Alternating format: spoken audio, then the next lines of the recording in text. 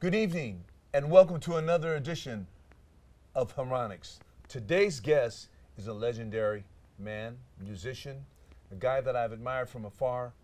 He's a killer, man. Richie Barron. What's up, brother? Hey, how you doing, man? Let me get rid of this coffee. I can understand, man. Pleasure. Thanks for having me. It is totally a pleasure Thanks to have for having you me, here. you guys.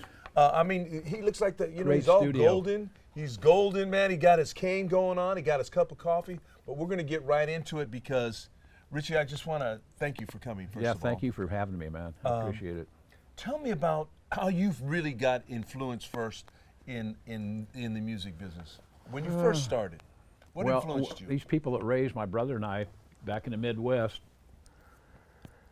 Walkerton, Indiana. Nobody's ever heard of it, but that's where it's just my dad farmed us out because he was divorced and he was a truck driver then. He ended up owning a huge trucking company. Mm-hmm. But he farmed us out to these people, and she played piano, Mrs. Steele, and all the kids played horns and instruments. So naturally, they got us into it. Of course. My brother didn't fare that well. Music didn't hit him. I started playing piano when I was 6. Amazing. And Mrs. Steele taught me. But then I discovered the guitar at about 8. And I discovered that women liked you playing a guitar much better than they did playing a piano. So there you go, man. Forget the piano, bro. Is that right? My dad bought me a Stella guitar. You remember those? Yes, of course I do. I think they were made by Sears or somebody. Oh, I had a Sears Silvertone too. Yes. Guitar. And so I started the guitar trip, and then I started getting to play at kids' parties, basement parties and all that, doing Elvis. I loved Elvis. I still, to this day, I can sing any Elvis song, except the gospel stuff. I can do any Elvis song. My wife's amazed that I remember all that stuff. That's beautiful. In fact, Bondito calls me Teddy Barron. Baby, let me be your loving teddy bear. Hey, you know what? That's really good right there. How you had it, nice tone. Yeah. So the Babes actually was the attraction of the guitar or the Babes or both? Well, the guitar too, but the women. I love women, man. Come on. That's why we do it, right? Yes, sir. So you did that. And so you were actually performing at the age of 10 or 15? 10, yeah, I started. Then by the time I was 15, I was in a band called the Accents. We played Gary, Chicago, all over. I was the lead singer. All the guys were older than me. They were like 22, 23. And then we played some nightclubs. I started playing nightclubs when I was like 18, where I had to go in the back room. I couldn't hang out with the. Yes. I played Chicago where they were open till 4 in the morning. That's where I honed my chops, man, playing from 10 till 4 in the morning when I was 18, 19 years old. Just from, oh my goodness. Then I went on the road out of Chicago, Gary, South Bend, Indiana. Never went back. I've been in Indiana twice. Went back 2 times in my life, and I'm over 70, bro. So You look good. well, thank You look great. Thanks. So let's talk about in Chicago, or how did you migrate? Who were some of your? You talked about Elvis. Who were some of your other influences that made Jimmy Smith. Jimmy Smith. Yeah, I saw him. Well, I was playing in New York too. I played the old mafioso joints, all the Peppermint Lounges and all that stuff with Joey D and the Starlighters, Yes. on and on. We had a group called the BG Ramblers. And they were out of Cleveland. And the manager of that band owned 2 or 3 nightclubs, and I got a call. They wanted me to come and front the band. Their guitar player got drafted or something. I forget what it was. But they were into that, doing those mafioso places. So then I started doing them all, from Florida to Arizona, Barones. One of them, all right. Behrens fits right into Barones. So, Yes. yeah, those were good days, man. So when you're doing that, were you actually wearing you know, a lot of bands back in the day, they knew how to dress. Yeah. So you actually, you had to step along with that. So were you styling at that? Were you, was it? Oh yeah, I always like to wear stage clothes. I Me tell the too. guys that play with me, don't show up in no t-shirts, Right. or you're not going to get on my stage. Right.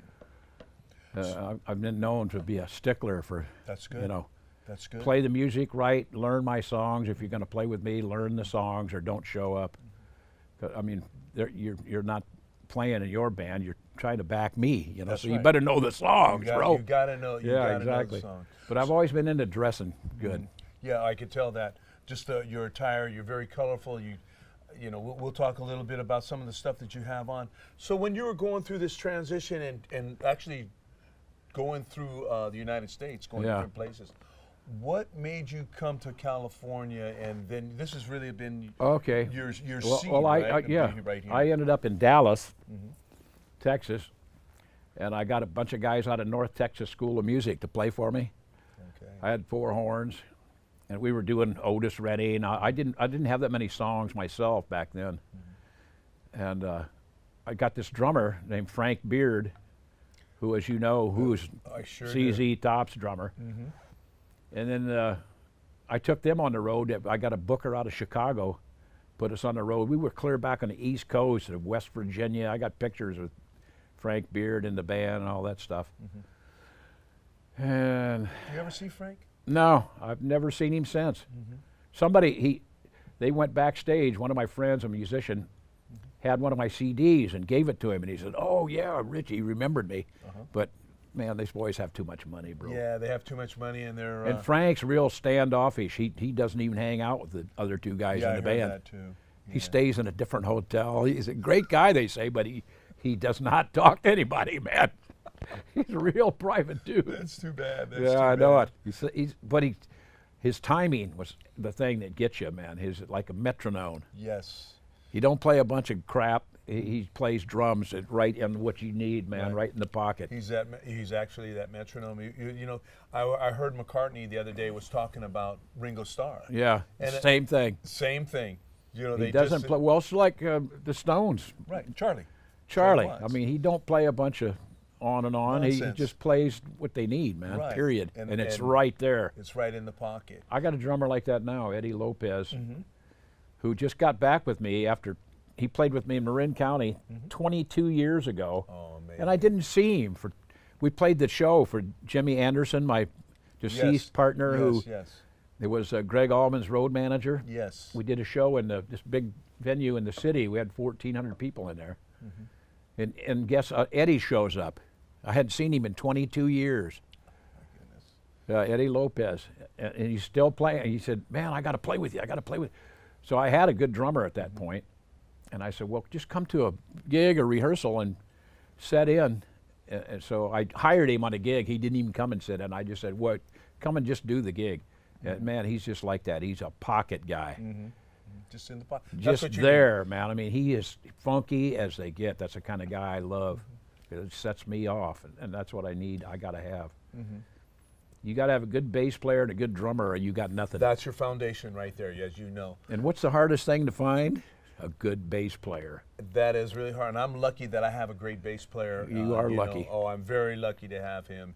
You know, Ken Yetsny in the pocket. He also Yeah. plays sax. Oh, wow, So man, it's yeah. good. But we haven't done that yet. We're thinking about we're going to add Working something. that in, Yeah, yeah. we're going to work it out, and then I'll play bass. I'm a left-hander, so we're just going to do that. Just one song. Well, I've like had some that. great bass players, but like Steve Evans Okay. was with, who's the guitar player, blues guy?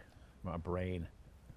That's playing right now. Yeah, they just did Biscuits and Blues. And It's Chris not- Kane. Chris Kane. Yeah, Steve That's played with them. that's a very good band too. Yeah, it is. You know. Yeah, Chris Kane's good. You ever had him on? Or? No, I want to get. Yeah, These guys are he's all. good, You know, man. Yeah. I got to get him on, and I got to get over to Biscuits and Blues because the owner, when he see me with Harvey, he said, "Hey, I want you to come, do a show here." You know, Yeah. you don't have to have their setup. You've played Biscuits. Yeah, I haven't played there a couple times. You know, and maybe we could do that. Yeah, I'm with you. Okay, maybe we could do that. We could switch up I'll on do that. it. Tell me, you know, in your life, guitars. You mentioned a couple of guitars earlier. What is your favorite guitar? What do you play now? But Gibson Nighthawk. why? well, it's just light, and it's got a killer neck. And it's a great guitar. I got that guitar in a music store when I had a nightclub up in Sonora. Okay. Sonora. I had 7 bartenders, man, at a big ass place called Dr. Tequila's, Excellent. right across from the Harley shop in Jamestown In when you're coming Jamestown. into Sonora. Yes. And the local guys, some of them, the cowboy types, didn't like it much because I took all the country western off the box and put all Oh, the funk. rock. I put Tower of Power and the Snows, everybody out there. I love it. Yeah. So, but it was cool. During the weekends, we got all the transplanted Bay Area people from Twain Harte up the mountain, and would come down. So we do good weekends. But I lasted 3.5 years up there, and I had to get back to the city, man. I couldn't handle it anymore. It's tough. So you play on that Gibson, you said, right? Gibson Nighthawk. I got a bunch of Gibson Customs, but they're so heavy. So what is your amplification? What do you use? I got a you go Blues small? Cube I had redone. It's on wheels, and then I got a little Fender M80. It's a double little amp. I don't know if you ever saw one. Of course. But you can carry it really easy, Right. and I had that jacked up And then too. you have that. You have everything mic'd to you. No, I just run it through a blue pedal that jacks the volume up. What is your effects? You use any effects at all? No, I don't have time. I'm busy singing, man. You just keep it straight. I always got a lead guitar player usually There, anyway. that's beautiful. Backing you up. Let me ask you, what key is your favorite key to sing in, or is there a key that you cover? Yeah, A and G. What are you singing? I sing in E and A and G. I do. I like E too. I do a lot of funk stuff and Yeah. E. Leon Russell, I do. Oh God, that's Yeah, I do mostly my own music, but I do love Leon Russell tunes. Oh, I do God. a lot of them. Up on a tightrope, Well, yeah. So, one side fire, the other hope. hey, we're not paying for this either, man. He's actually singing in front of us, which is absolutely great, man. You got a great tone. So, in your writing, let's cover this now. What inspires Ritchie to write a song? What do you see? How do you Just do an it? idea. Right. Give me an idea, and I'll write a song. Usually in the middle of the night, 3:33 in the morning. That's like the Anunnaki number to me, Yeah. or something like the Yeah. movie Yes. trip. They Yeah. did. I knew nothing about. We were talking about that movie earlier. The Yes. soundtracks. Yeah, I did. let's talk about that. Let's just change into a little channel. Tell the audience or the show people that is going to be watching this. What are you? Well, into I saw right this guy named Gerald Clark on YouTube. He's huge. He's got 100 videos on YouTube about Anunnakis, everything. The guy's a total genius, man. I mean, I've seen he some, talks. right. He's so heavy at talking you can't even understand him half the time. He does these talk shows and stuff, and I go, Gerald, what are you saying, man? So I didn't know anything about Anunnaki or anything, but I watched one of his videos, and then I checked into it a little bit. And then a couple of days later, I got up and wrote that first song, Anunnaki Came for Gold, and it was all just right on. I don't even know how it came to me, man, but it did. That's the way I write. I don't know where it comes from. Right. Something given me, a internal. present I have that I don't You know have a how. gift. Yeah. It's a gift. So then I put it up on Deborah, my wife, made a really nice video out of it with it. She's good at that stuff. She's a genius too, my wife, thank God. Always marry somebody much smarter than you are. Amen. And that's why I've been married to my beautiful wife Victoria for 38 There years. you go, bro. You got to have So, greatness behind you. Yeah. So I married her on a record deal thing 22 years ago. We met at New George's. Oh, of course, San Rafael. That's when they sold the place and they were closing it down. Couple Tower of Power guys were there. Neil Schoen, on and on. Jeff Craig, my old Huey Lewis's brother Jeff, Okay. who played drums for me for 15 years. I played with Huey back in the day when they were Clover. Clover, Yeah, oh man, yeah, They were big they're, time, great. In fact, do you remember the band Earthquake? They came on the show. They were on the show, and we're going to be doing something in the future with Earthquake. So when you're You doing mean the big guy that plays guitar, Earthquake? guy? Robbie Dunbar? Robbie Dunbar. Yeah. You gonna have him on? Oh, he's already been on. Has he? Yeah, you got to just check it out with them because the Okay. band is back. They got new vocalist Johnny O'Day and the Jet and Scotty London and Larry Lynch now. Oh, Larry Lynch is playing with him? Yeah, Larry's Well, back playing. I saw him in George's. Of course, we all been. Yeah, in New yeah. York, Who hasn't? Yeah. And Eddie. Back in the day, I Money opened was for back in Tower there. of Power twice in there. Then we're going. Now, have you played the Phoenix yet? Have you gone to the Phoenix? Yeah, but I don't want to talk about the Phoenix. Okay. We won't talk about No, that yet. I don't want We'll to talk about it that now. guy. We'll talk No it way. off camera. Thank you. You know. So your direction right now, you also are doing something in with Richard. Segovia. Tell me Bandito. about- Yeah. Tell me about what Richard. Richard's a big influence. Well, he's been in- playing congas with me for 20 years. We started at Boots. What's Boots' last name? You know, he does all the Dead stuff. Yeah, I know. Boots Houston. Yes. Down in his old studio. I don't know if he's still got that. I think he does. I'm not sure, but we did a big show down there. I'm not into much playing the Dead music, but I do like to jam, you know, Right. for a length of time. So Bandito was there, and Was Gunn with him too, Johnny? Too? no, It was just just Richard. him, yeah. So he came up and played congas with me. And the next thing you know, I put him on the couple of shows. We've been playing together ever since. I've had him at the Black Oak probably 20 damn times. Oh, really? Yeah. That's sort of like one of your mainstays right Yeah, there. I is love the Black Oak Casino. at Now, they Sonora. give you rooms when you're there? 10 rooms and a lot of money. I love it. So you Well, gotta you love, deserve you a lot gotta of love money. it. Thank you, man. You know, I think you so. know, Thank you. You deserve a lot of money, I man. put a lot of time and effort You into sure this. do. That's bro. what a lot of people don't understand. They say when you ask a certain amount of what you do, they have no idea how much time that you've put in your instrument, oh, yeah. your process of thought, your writing now. Yeah, So you were talking about dreams and things and how you did the Egyptian thing. yeah. I was listening to McCartney the other day, and he said, "Let it be." It was actually from his mom, and it came in a dream. Oh, yeah. And she said, "Let it be, let it be," and that's Yeah. how that all came That's about. how it happens, man. So it is kind of You amazing. can't really think about it. It No. just comes to you. I never thought about any song I've ever written. I don't sit down and say, well, here's what I'm going to say. It just all of a sudden it comes out and there it is. Right, right. And I make a few revisions, but usually it's just pretty much right on. Right. So when you do write, you actually do you have sometimes the lyrics come first, or are you just No, I always scanning out? lyrics.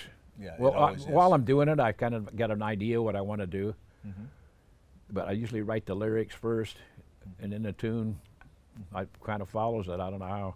and then you give it to your chart with the, Yeah, I give it to keyboard players. and then he arranges it for yeah, you. or and horn player, arrangers, and on, and they do all the horn charts and chord charts for me. So you mentioned 10 rooms at Black Oak. Black Oak. So how many guys do you have in your band now, or present day? Let's talk present day, because I know I've seen some pretty big lineups that you've had. Well, yeah, I used 8, 9 guys up the casino because they got the money to cover it. But I don't like to play nightclubs much anymore. But the place I'm playing now is Kessler's Lounge in Vallejo, and they offered me enough money that I can comfortably go in there and do a couple shows, and we packed the place, so it's good. Tell them how close to.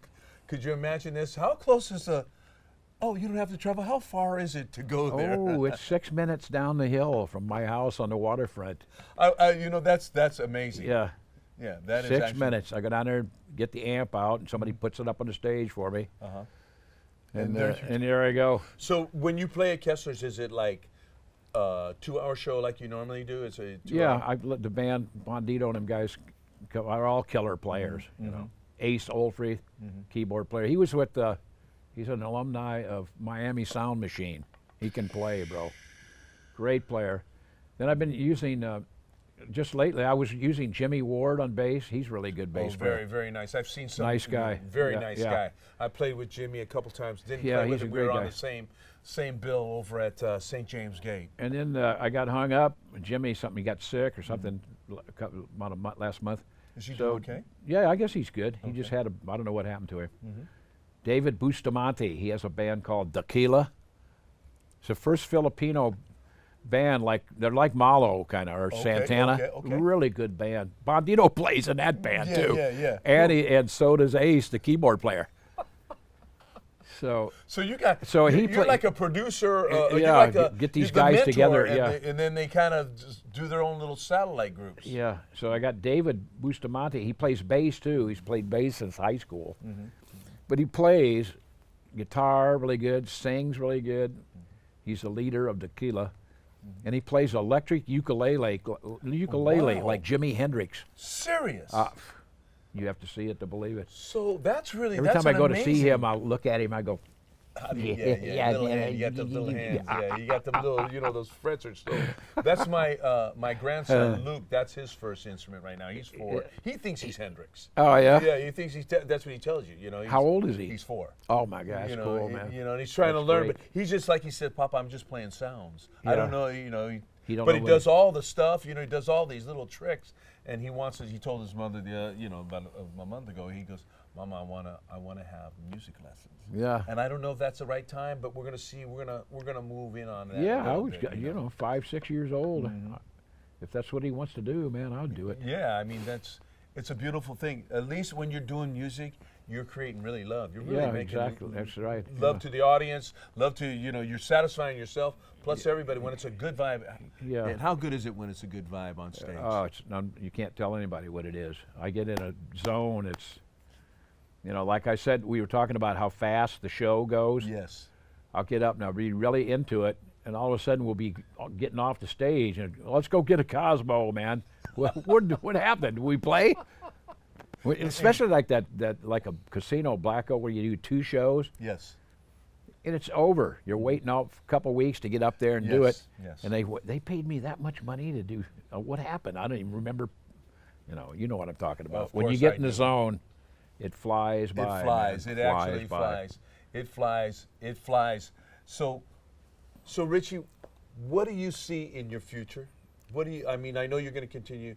What is your project, what you want to do, or what do you want to? You've accomplished a lot in your life. Well, right now I'm working with this movie soundtrack. Yes. And then I'm working with a couple of tequila companies. One of them is Julio Cesar Chavez Tequila. Oh, the boxer. The boxer. Yes. That guy named Mike Kenston. He's from Scottsdale, Arizona, owns a company. So all the shows I do now, he ships up 4 or 5 bottles of that. He hadn't got it distributed up here yet, but we will have shortly. Yes. Then I'm trying to work with Ron White in Number 1, Juan Tequila. Him and Alex Ramondo, they're both comedians. Alex has been working with Ron White for 20 years. Nobody knows it. You know what? I could actually see your band in a ring with you, centerpiece, and doing the thing for Julio Chavez. Yeah. Great boxer, man. Great boxer. Yeah, he lives in Mexico. He is Kingston. The owner has all the rights to everything, the images and everything. Julio himself just lives. Right. Yeah, exactly. He doesn't do anything He's with had the enough company. punches thrown at him, and he's a great champion. Yeah, exactly. So you're doing that. How you look how colorful you are, okay? Who dresses you? I know it must be you. Or is it your wife helps you a little bit, or she helps me coordinate. Yeah, I'll put on something that you can't wear that. Get that off. Yeah. Put this shirt on with that. That isn't good colors. But yeah, I love clothes, man. I have 300 and something Hawaiian shirts. Yeah, unbelievable. So I want to do something further because we're in center camera right now. I want to hold your cane. Okay. Look at this cane, man. Come on. And the guy says, hey, how many canes you have, Richie? About 20. Yeah, different kinds, and he's going to give me a lion heads. He's going to show me where I can get them at. And I'm not going to tell you on the air either because I don't want you all. I got Jaguars. The handle shape. So like go a like Jaguar. this and show them what you're wearing today. Oh, I got a few hundred rings. Yeah, just go like up like this. I love rings, right, man. just go right up and then put it them. up like this, like yeah. Turn it this way, your wrist, so that they can see your wrist. Hell yeah, like this? No, like this is just how I'm doing, like that. See how I'm doing? Oh yeah, like look at this. That. So yeah, guess you man, can lift see it 'em. up a little bit. Yeah, they'll fix it up. Yeah, look at his wrist, man. Yeah. Absolutely amazing. There you go. Yeah, man. I love jewelry. And that's I what makes love you, the that, bling. and that's what, man, you and my wife would get along because that's what all she's. I want bling. I want bling. Yeah, I love it. So Richie, as we move into the sunset, into our interview here, first and foremost, I want to thank you. First of all, I want to thank you how you've kept your music alive all these years, and you're an influence on the musical landscape because you're still hip. You think young. You are young. You got a long way to go, man. I want to thank you for coming on my show. Thank you very much, man. I appreciate. It's great being here. Thank you. So all of you.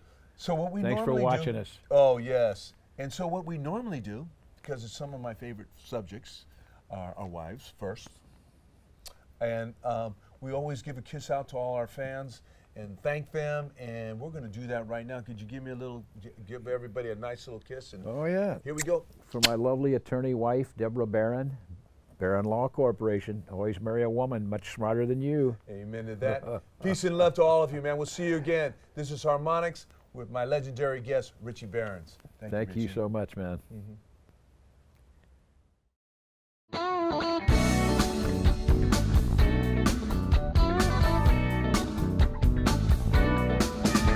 You don't like the way I do things? We can talk for a minute or two. What it's all gonna come down to, it's gonna be me or you. Can't reach no middle